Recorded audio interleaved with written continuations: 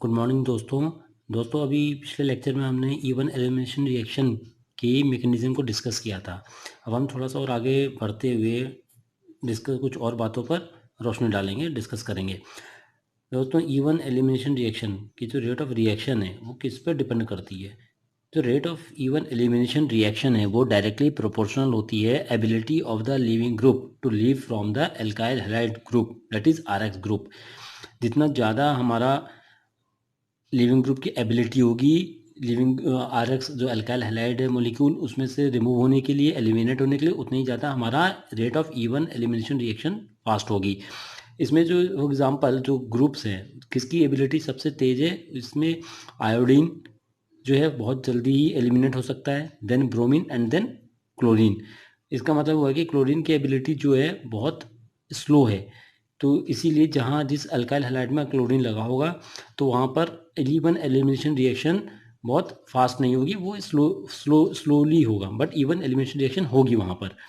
अब हम डिस्कस करते हैं kinetics of the even elimination reaction. दोस्तों, इवन एलिमिनेशन रिएक्शन जैसे कि आपने देखा होगा यूनिमोलिकुलर एलिमिनेशन रिएक्शन है, और ये इसकी जो स्टेबिलिटी है वो डिपेंड करती है कार्बोकटायन फार्मेशन पे। कितनी ज़्यादा कार्बोकटायन हमारा जो बनेगा, जितना ज़्यादा स्टेबल होगा उतना ही ज़्यादा हमारा इवन एलिमिनेशन रिएक्शन फास्ट होगी, और जो उतनी ज़्यादा स्टेबल हमारा कंपाउंड होगा जो हमारा एल्कीन बनेगा।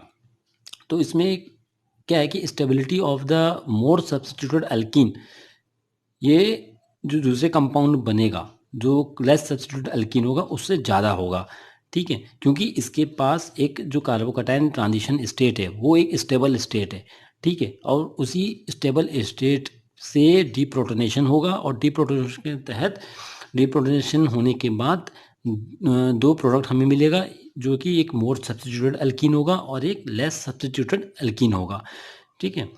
जो हमारा मोर सब्स्टिट्यूटेड एल्कीन बनेगा वो बनेगा हमारा सेडजेफ रूल के अकॉर्डिंग। जो मोर सब्स्टिट्यूटेड एल्कीन जो हमें प्रोडक्ट ड्राइव होगा इवन एलिमिनेशन रिएक्शन के थ्रू, वो हमारा होगा सेडजेफ रूल के अकॉर्डिंग। अब दोस्तों, सेडजेफ रूल को बहुत आगे हम और डिस्कस करेंगे, बट हम लिटिल बिट हम ये जान लें कि सेडजेफ रूल क्या होता है। कि सेडजेफ रूल के अकॉर्डिंग हमारे को बीटा कार्बन एटम से जिस कार्बन एटम पे लेस हाइड्रोजन होगा हम उसी कार्बन एटम से हाइड्रोजन को रिमूव करेंगे, ठीक है, ताकि हमें मोर सब्स्टिट्यूटेड एल्कीन या प्रोडक्ट ऑब्टेन हो सके, ठीक है दोस्तों। एक बार हम फिर से आपसे डिस्कस कर लेते हैं।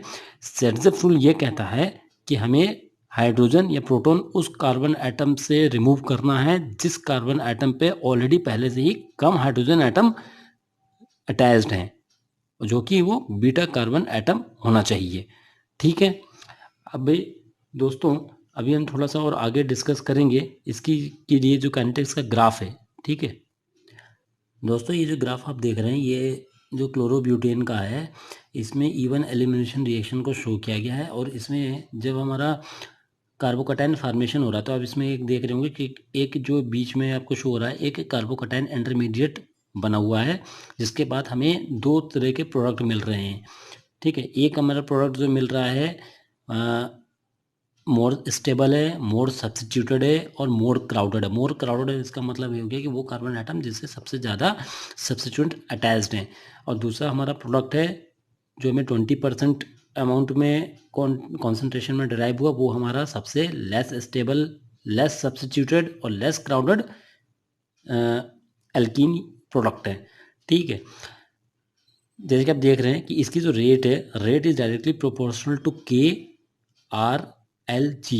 एल जी यहाँ पर क्या लिविंग ग्रुप है, के हमारा कांस्टेंट है, मतलब rate of elimination even reaction is directly proportional to the concentration of the alkyl halide. दोस्तों, अभी हम एक एग्जांपल और देखेंगे। ये हमारा reaction between tert butyl bromide and water, ये क्या इल्ड करेगा हमें 2 मिथाइल प्रोपीन।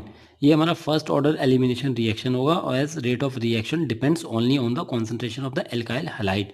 अब ये रिएक्शन आप देख रहे हैं कि टर्ड ब्यूटाइल ब्रोमाइड है, ठीक है।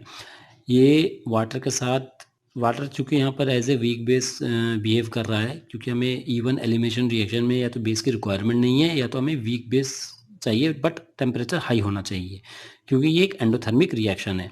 तो वाटर के साथ रिएक्ट करने के बाद ये हमें क्या प्रोडक्ट दे रहा है, 2 मिथाइल प्रोपीन दे रहा है, प्लस एक हाइड्रोनियम आयन दे रहा है, एक ब्रोमीन आयन दे रहा है। ठीक है, इसकी अगर हम स्टेप की बात करें कि स्टेप 1 कहाँ पर हमारा, जिसमें कि हमारा loss of leaving group forming the कार्बोकटाइन intermediate. जैसे कि आप देख रहे हैं कि ये जो टॉट ब्यूटाइल ब्रोमाइड है ये स्लो स्टेप है और आरडीएस रेट डिटरमाइनिंग स्टेप है, और ये हमारा क्या बना रहा है, कार्बोकटाइन इंटरमीडिएट बना रहा है, और एक ब्रोमाइड आयन अलग हो जा रहा है। ठीक है, अब ये जो कार्बोकटाइन इंटरमीडिएट है ये आपको कार्बोकटाइन रीअरेंजमेंट रिएक्शन को जा रहा है, अपने आप ही जा रहा है, और ये स्टेबल कार्बोकटाइन बन रहा है खुद में। जब ये स्टेबल कार्बोकटाइन जब फिर अगेन तो हमारा एक वाटर से या वीक बेस से हम रिएक्ट करा रहे हैं, मतलब पोलर प्रोटेक्ट सॉल्वेंट के थ्रू हम जब इसका रिएक्शन करा रहे हैं, तो ये क्या कर रहा है कि ये एक डीप्रोटोनेशन कर रहा है from the carbon next to the carbonium carbocation. ठीक है, from the carbon next to the carbonium ion. तो उसके बाद ये एक फास्ट रिएक्शन है और इसमें क्या बन रहा है, ये 2 मिथाइल प्रोपीन बन रहा है जो कि एक अल्कीन है। ठीक है, आगे हम दोस्तों डिस्कस करेंगे E2 एलिमिनेशन रिएक्शन को।